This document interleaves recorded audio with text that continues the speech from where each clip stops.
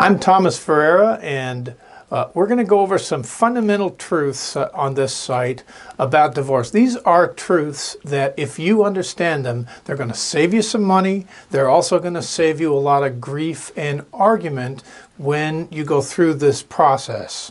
So let's go ahead with truth number one. Truth number one is that in every divorce, there's always a left and a leaving spouse.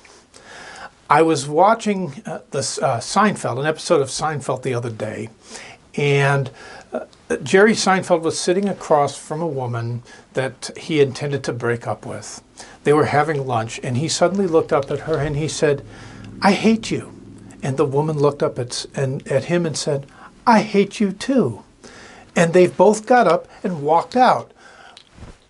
That is something that almost never happens in real life. It is very seldom that you have a truly mutual divorce where both parties feel that the marriage have broken down. More commonly, one person feels that the marriage is broken down and the other person doesn't want the divorce. Why is it important to know that? Because these two people are in different emotional states when they come together to make decisions.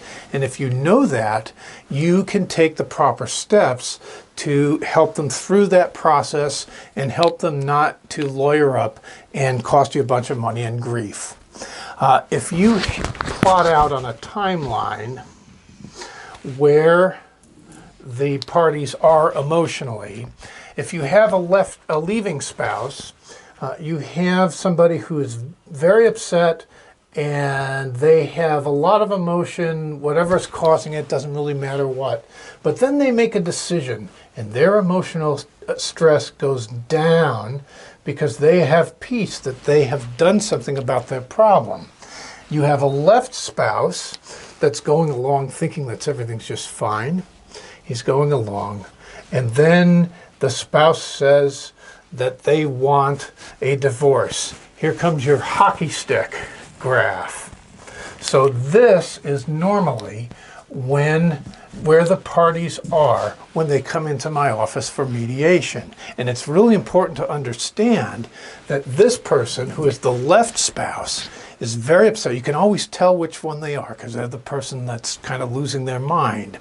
And this person is often calm, cool, and collected. But in this situation, you have to make important financial decisions, important parenting decisions, all in an atmosphere where one of the parties is very upset.